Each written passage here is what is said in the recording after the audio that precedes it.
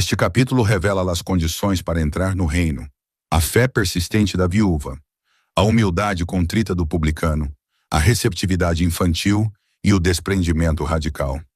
O jovem rico falha porque suas riquezas são um ídolo maior que Deus. A incompreensão dos discípulos sobre a paixão contrasta com a clara visão espiritual do cego, que reconhece Jesus como o Messias, filho de Davi, antes de ser curado. A salvação é impossível para os autossuficientes, fariseu, jovem rico, mas possível para Deus, que a concede aos que clamam com fé humilde e persistente. A jornada para Jerusalém é o caminho da cruz, que só é entendido pela fé que diz: Senhor, que eu torne a ver. Evangelho de Lucas, capítulo 18. Disse-lhes Jesus uma parábola sobre o dever de orar sempre e nunca esmorecer. Havia em certa cidade um juiz que não temia a Deus, nem respeitava homem algum. Havia também naquela mesma cidade uma viúva que vinha ter com ele, dizendo: Julga a minha causa contra o meu adversário. Ele, por algum tempo, não a quis atender, mas depois disse consigo: Bem que eu não temo a Deus, nem respeito a homem algum. Todavia, como esta viúva me importuna, julgarei a sua causa, para não suceder que, por fim, venha a molestar-me. Então disse o Senhor: Considerai no que diz este juiz iníquo. Não fará Deus justiça aos seus escolhidos, que a ele clamam dia e noite, embora pareça demorado em defendê-los? Digo-vos que depressa lhes fará justiça. Contudo, quando vier o Filho do Homem, achará porventura fé na terra? Propôs também esta parábola a alguns que confiavam em si mesmos, por se considerarem justos, e desprezavam os outros. 2 homens subiram ao templo com o propósito de orar. Um fariseu e o outro publicano. O fariseu, posto em pé, orava de si para si mesmo desta forma: Ó Deus, graças te dou porque não sou como os demais homens, roubadores, injustos e adúlteros, nem ainda como este publicano. Jejuo 2 vezes por semana e dou o dízimo de tudo quanto ganho. O publicano, estando em pé, longe, não ousava nem ainda levantar os olhos ao céu, mas batia no peito dizendo: Ó Deus, sê propício a mim, pecador. Digo-vos que este desceu justificado para sua casa, e não aquele. Porque todo o que se exalta será humilhado, mas o que se humilha será exaltado. Traziam-lhe também as crianças para que as tocasse, e os discípulos, vendo, os repreendiam. Jesus, porém, chamando-as para junto de si, ordenou: Deixai vir a mim os pequeninos e não os embaraceis, porque dos tais é o reino de Deus.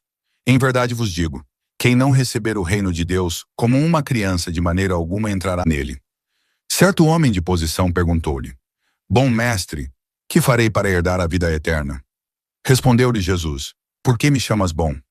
Ninguém é bom, senão um, que é Deus. Sabes os mandamentos: não adulterarás, não matarás, não furtarás, não dirá falso testemunho, honra a teu pai e a tua mãe. Replicou ele: Tudo isso tenho observado desde a minha juventude. Ouvindo-o Jesus, disse-lhe: Uma coisa ainda te falta. Vende tudo o que tens, dá-o aos pobres e terás um tesouro nos céus. Depois, vem e segue-me. Mas ouvindo ele estas palavras, ficou muito triste, porque era riquíssimo.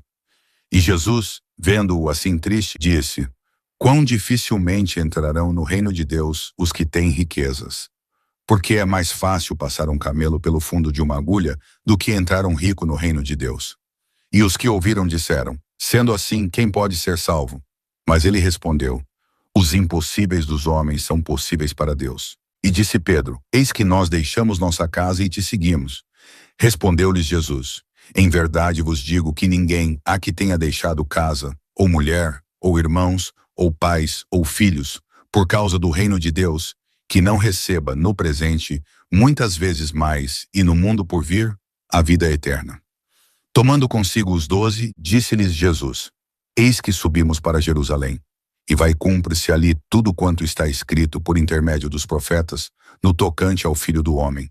Pois será ele entregue aos gentios, escarnecido, ultrajado e cuspido. E depois de o açoitarem, tirar-lhe-ão a vida. Mas ao 3º dia ressuscitará. Eles, porém, nada compreenderam acerca destas coisas, e o sentido destas palavras era-lhes encoberto, de sorte que não percebiam o que ele dizia. Aconteceu que, ao aproximar-se ele de Jericó, estava um cego assentado à beira do caminho, pedindo esmolas.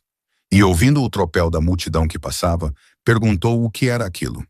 Anunciaram-lhe que passava Jesus, o Nazareno. Então ele clamou: Jesus, filho de Davi, tem compaixão de mim. E os que iam na frente o repreendiam para que se calasse. Ele, porém, cada vez gritava mais: Filho de Davi, tem misericórdia de mim. Então parou Jesus e mandou que lhe o trouxessem. E tendo ele chegado, perguntou-lhe: Que queres que eu te faça? Respondeu ele: Senhor, que eu torne a ver. Então Jesus lhe disse: Recupera a tua vista, a tua fé te salvou. Imediatamente tornou a ver e seguia-o glorificando a Deus. Também todo o povo, vendo isto, dava louvores a Deus. Não esqueça de deixar o seu like e se inscrever neste canal para nos ajudar a crescer e levar a palavra de Deus a mais pessoas. Obrigado.